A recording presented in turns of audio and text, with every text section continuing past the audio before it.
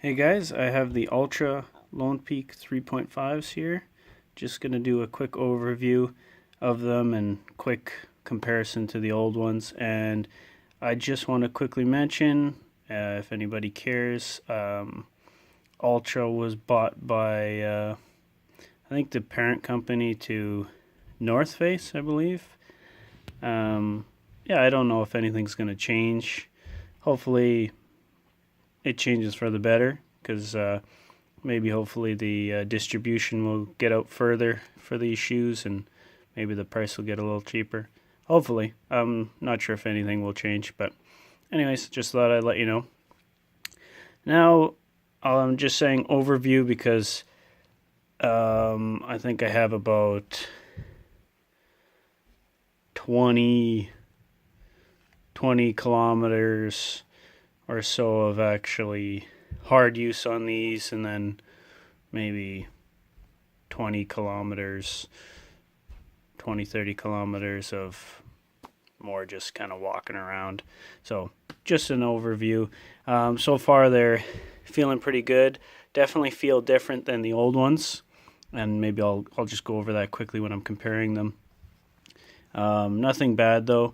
I'd say they're feel a touch heavier. I don't know if they actually are, but I'm not sure on the specs. You'll have to check that out on your own. Have some more materials, both on the inside and outside. Not as flexible as the old ones were. I mean, depending on what you were looking for, because these have some more.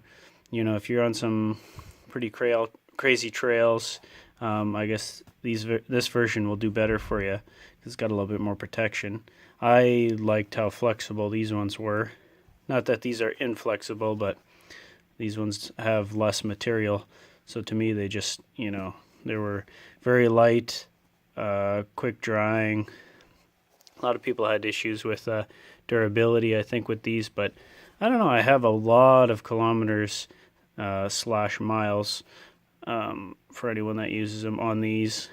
And I mean, they're worn down. I mean, the lugs on these are almost flat, and it's starting to tear here. But I mean, pretty good for how long I had them, and they've gone through every season.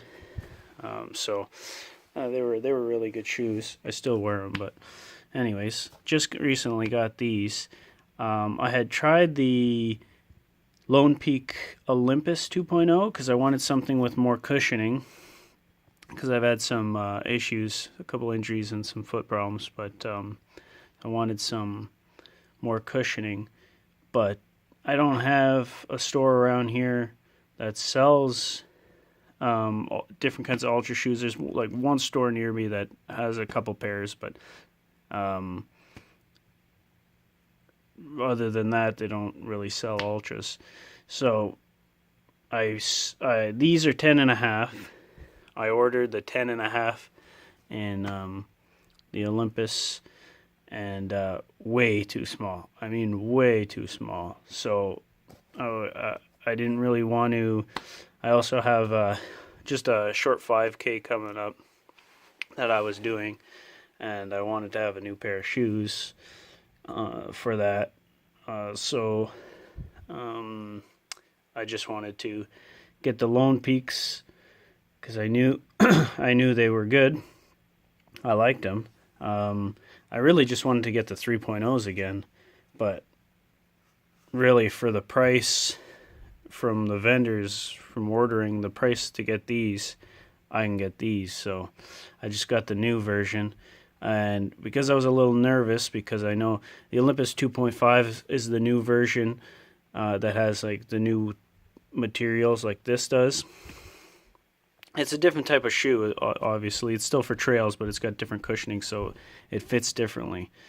So this one, I went to 11, and really, it fits me fine. It fits me like this one did.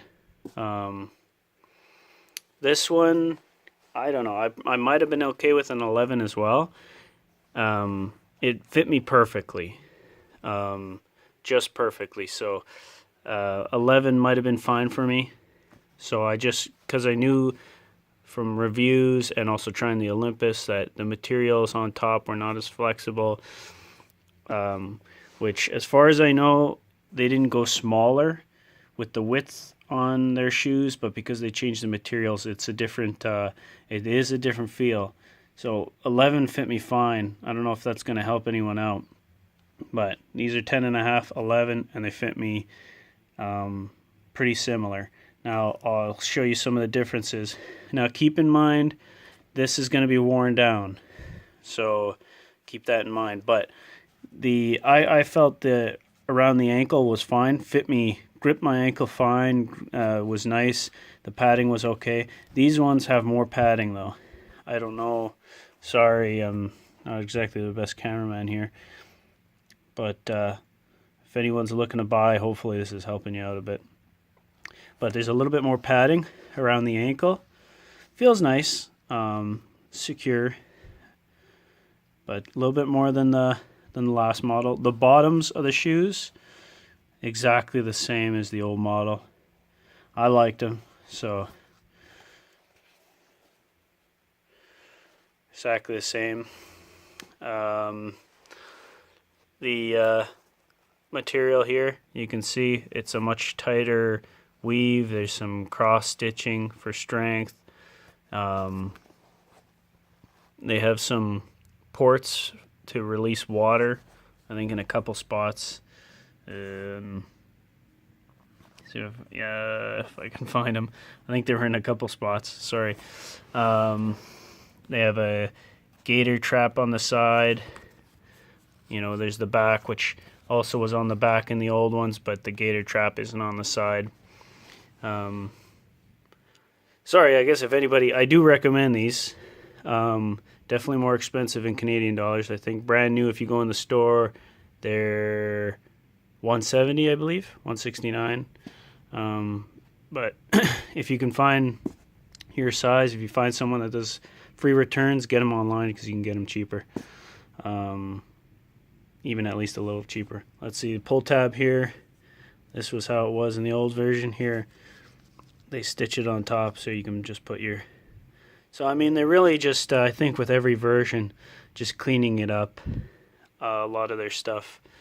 I mean, I did like a lot of the features in the old version, but I just what I noticed in each version of Altra shoes, they're cleaning them up, kind of just making it more look like a real traditional or a well thought put together production shoe. And you know, this is kind of a good example. Even just, it seems simple, but this stitching at the top, so it's not like some cheap looking flappy thing on the back, I think is some smart things they've been doing. Yeah, it's still very comfortable. Yeah, some more of those drainage ports. I haven't used these in the rain. Mostly right now it's spring, so I'm using them ice, which, you know, on slick ice they're not grippy at all, but they never were. They're not meant to be, really. I'm using them in snow, grass, mud, gravel. And yeah, like I said, the bottoms, just as sticky before. I really liked them. Sticky. I think the tread's pretty durable. I think the shoe, even the last version, was pretty durable. Just really depends on what you're doing. You know, if it's going to be different for someone that's doing some long distance hike versus somebody that's going for the weekend or just doing you know, a day hike or maybe a marathon or some kind of trail run. Laces are pretty well the same. Tongue's the same, I think. Let's see anything different here. Just trying to go over. I think they have some different material here that's a little bit tougher on the toe of it. I'll just show you. And you can kind of tell. You can definitely tell when you put these on These feel like a more rigid, structured shoe. Not, and I don't mean they feel stiff, but I think you can even tell just by looking at these shoes that, there's a difference. Not that these are stiff, but there's a big difference. And only time will tell once I put more time on them. I think some big differences is this material on top, the cushioning around the sides here. I think they even have some more material on the inside here. Yeah, I can feel it.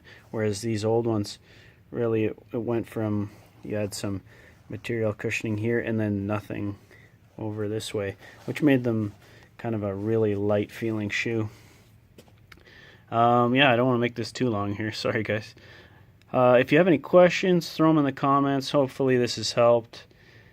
If you're looking to upgrade or even getting to Ultras, and just if you're interested in the zero drop shoes of any brand, and the wide, I totally suggest wide toe boxes to you guys, and I really think the brands that are doing it are the ones that also, I think they all do zero drop as well, so you kind of get one with the other. But I was going to say, if you're getting into zero drop, make sure you train your body for it.